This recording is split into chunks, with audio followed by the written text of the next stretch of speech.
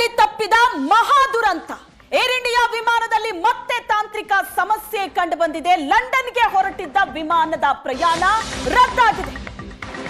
ಮೊನ್ನೆ ತಾನೇ ನಡೆದಂತ ದುರಂತ, ಆ ದುರಂತ ಇನ್ನೂ ಮಾಸಿಲ್ಲ.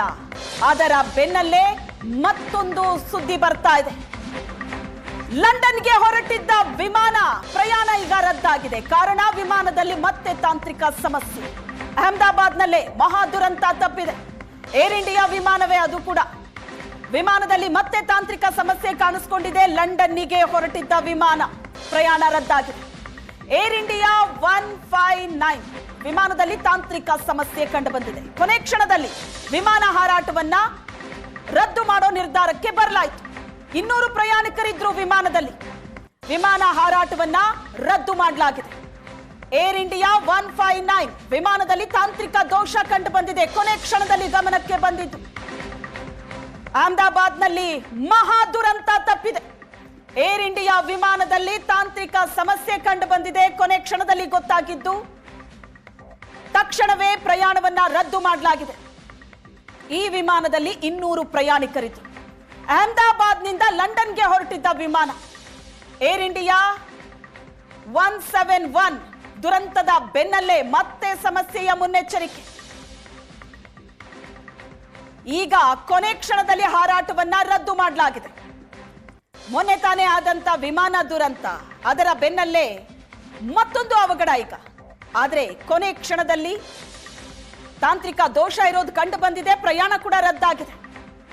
200 ಜನ ಪ್ರಯಾಣಿಸ್ತಾ ಇದ್ದ ವಿಮಾನ ಇದು. ಲಂಡನ್ನಿಗೆ ಹೊರಟಿದ್ದ ವಿಮಾನ ಅಹಮದಾಬಾದ್ನಿಂದ. 200 ಪ್ರಯಾಣಿಕರಿದ್ದ ವಿಮಾನ ಹಾರಾಟ ರದ್ದುಗೊಳಿಸಲಾಗಿದೆ.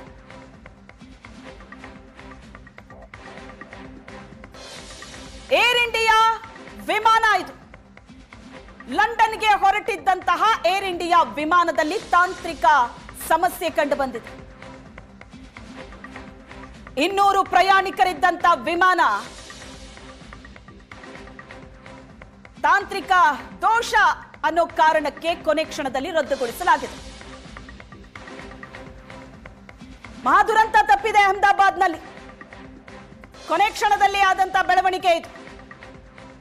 ಒಂದು ಅವಘಡದ ನಂತರ ಸಾಕಷ್ಟು ಮುನ್ನೆಚ್ಚರಿಕೆಯನ್ನ ತೆಗೆದುಕೊಳ್ಳಲಾಗುತ್ತೆ. ಒಂದು ವಿಮಾನ ಫ್ಲೈ ಆಗಿಲ್ಲ. ಕೊನೆ ಕ್ಷಣದಲ್ಲಿ ಅದರಲ್ಲಿ ಒಂದಷ್ಟು ತಾಂತ್ರಿಕ ದೋಷ ಇರೋದು ಕಂಡು ಬಂದಿದೆ. ಹಾಗಾಗಿ ತತ್ಕ್ಷಣಕ್ಕೆ ವಿಮಾನ ಹಾರಾಟವನ್ನ ರದ್ದು ಮಾಡಲಾಗಿದೆ. 200 ಜನ ಪ್ರಯಾಣಿಕರು ಟ್ರಾವೆಲ್ ಮಾಡ್ತಾ ಇದ್ರು ಇದೇ ವಿಮಾನದಲ್ಲಿ. ಲಂಡನ್ನಿಗೆ ಹಾರ್ತಾ ಇದ್ದ ವಿಮಾನ ಇದು.